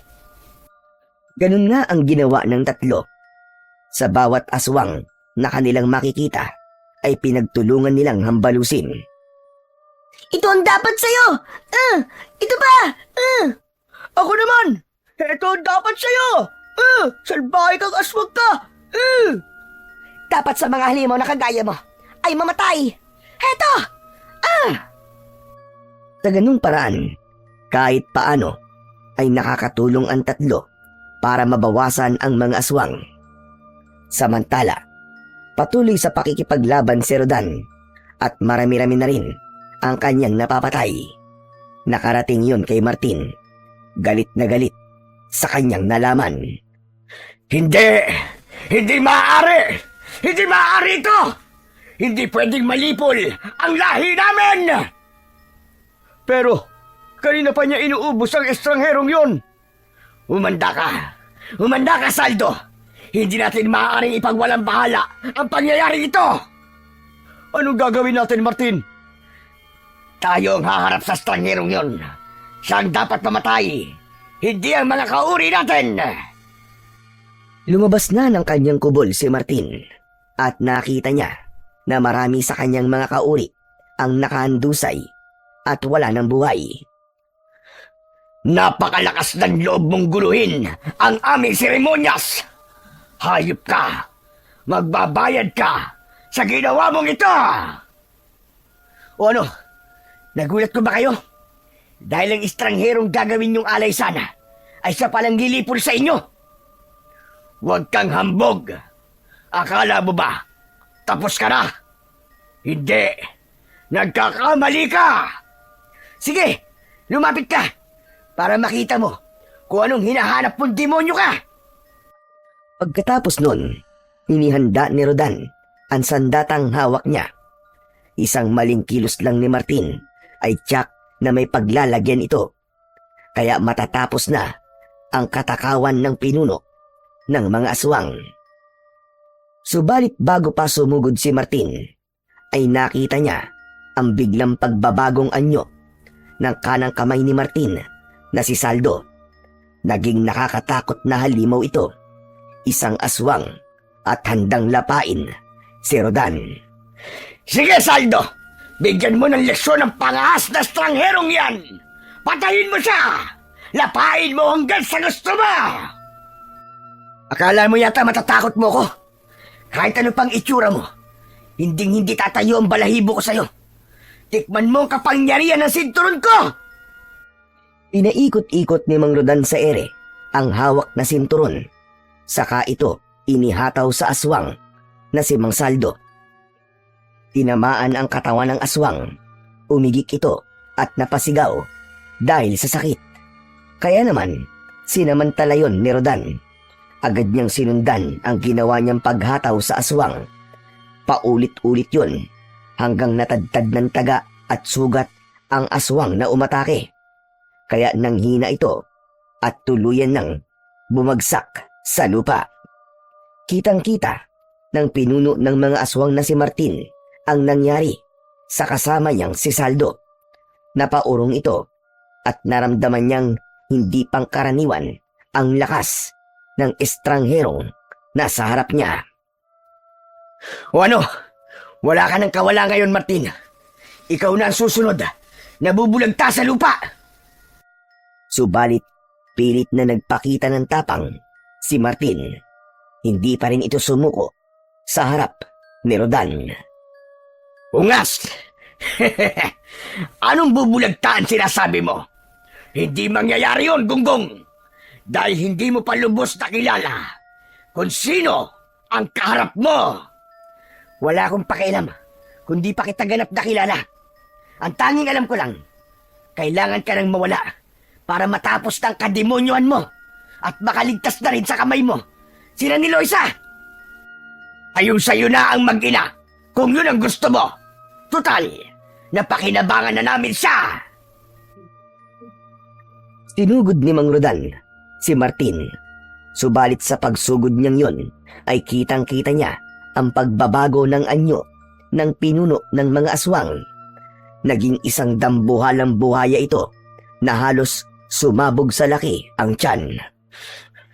Anak ng, anong klaseng halimaw ito?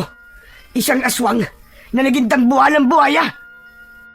Humahampas pa ang malaki at mahabang buntot ng dambuhalang buhaya. Ginagamit niya yun upang atakihin si Mang Rodan. Subalit mabilis ito at agad na nakakaiwas. Nagwala ang dambuhalang buhaya. Ang bawat madaanan ay winawasak gamit ang kanyang bibig na may malalaki at matatalas na pangil. Dapat akong mag-ingat sa buhayang to. Pero hindi ko siya katatakutan. Kaya't tumitsyempo si Mang Rodan kung paano niya aatakihin ang dambuhalang buhayang aswang. Inihanda niya at mahigpit na hinawakan ang kanyang gamit na sandata. Pinagmamasdan niyang mabuti ang bawat kilos nito kung paano niya ito susugurin at papatayin. Matalas ang tingin ng buhaya sa kanya. Pinag-aaralan din ng buhaya ang bawat kilos ng estranghero. Samantala, kanina pa nakamasid sa kanila sila ni Loisa at ang dalawang bata. Pigil ang hininga ng mga ito dahil natatakot din sila sa posibleng mangyari kay Mang Rodan. Nag-iisip si Loisa kung paano niya matutulungan ang lalaki.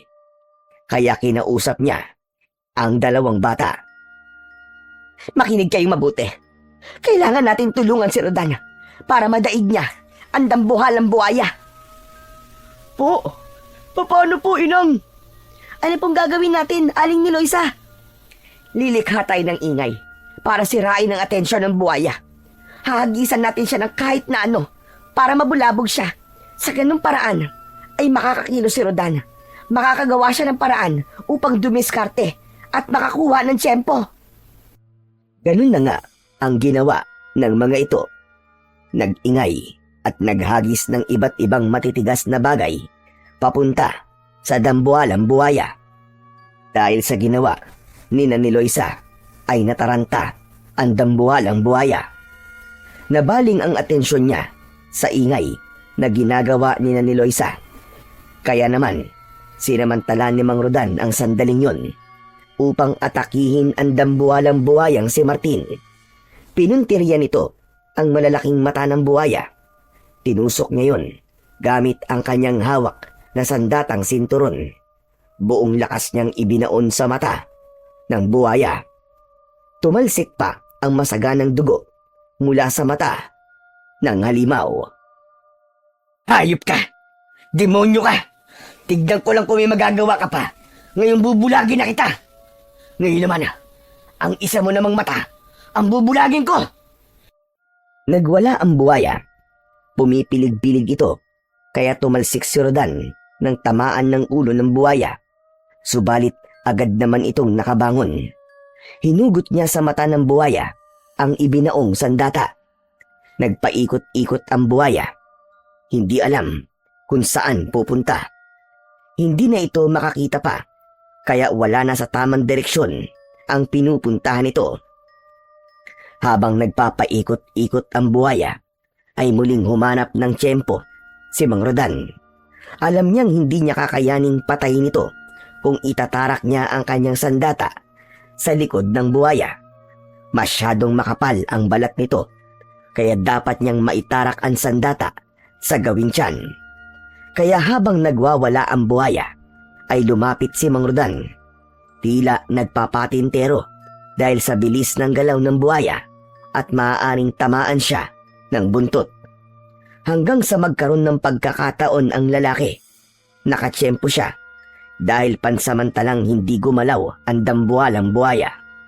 Kaya buong puwersa niyang ibinaon ang armas sa tiyan nito. Pagkabaon nun, ay iginalaw-galaw niya ang sandata na tila hinahalukay ang tiyan ng halimaw hanggang makalika ng malaking sugat sa tiyan. Mula sa malaking butas sa tiyan ay umagos ang masagana at malansang dugo ng buhaya. Dahil sa pangyayaring yon, ay nanahimik ito na tila ba nakaramdam ng panghihina. Maya-maya pa ay tuluyan na itong tumahimik. Ganap ng pumayapa ang buhaya. Patay na ito. Wala ng buhay ang pinuno ng mga aswang na naging buhaya na si Martin. Nang makita naman ni Loisa na ligtas na sila, ay masaya silang lumapit kay Mang Rodan. Napakahusay mo, Rodan. Nagawa mo. Napatay mo ang mga aswang. Pati na ang pinuno nilang si Martin. Wala na rin. Malaya na ang baryong ito. Ang galing niyo po, Mang Rodan. Para po kayo superhero. Siyempre, papa ko yan eh. Magaling talaga at matapang. Kung ano man yung nagawa ko, dahil na rin yun sa tulong nyo. Maging sa tulong ng mahiwagang sinturon na ito. Ang galing naman ng sinturon mo, Mang Rodan. Pwede siyang gawing parang espada. Parang sandata talaga ng mga superhero. Dahil wala ng panganib, kaya bumalik na sa dati ang sinturon at isinuot na yon ni Mang Rodan. Wala na kinakatakutan nyo ni Loisa. Ligtas na kayo ni Samboy. Salamat, Rodan. Magkakaroon na rin kami ng kalayaan at makakaalis na sa lugar na ito. Ayaw na naming manirahan sa isinumpang lugar na ito. Huwag kayo mag-alala. Ako ang bahala sa inyo. Sa pag-alis namin dito, ay kasama kayo ni Loisa. Tutulungan ko kayo magsimulang muli. Siya nga pala, hanggang ngayon hindi mo pa rin sinasabi kung bakit hindi kayo maaaring saktan at patayin ng mga aswang.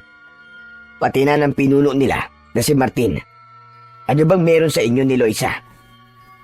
Dahil kapatid ko si Martin, kadugo ko siya. At hindi niya maaaring dungisan ng dugo namin ni Samboy ang kanyang mga kamay. Nasira ang relasyon namin magkapatid nang piliin niyang maging aswang sa kagustuhang maging pinuno at gamitin ang mga aswang na yon sa kanyang sariling kapakinabangan. Pero sa sinapit niya ngayon, wala akong pinanghihinayangan dahil siya ang pumili na kanyang ikakapahamak. Tama lang na pagbayaran niya ang lahat ng kanyang mga naging kasalanan at kademonyohan. Sa buhay natin, tayo ang pumipili ng buhay at magiging kapalaran. Subalit huwag nating hayaan na kainin tayo ng pagiging gahaman at kasakiman. Piliin pa rin natin ang tama at lumayo sa kasamaan na magdadala sa atin sa kapahamakan.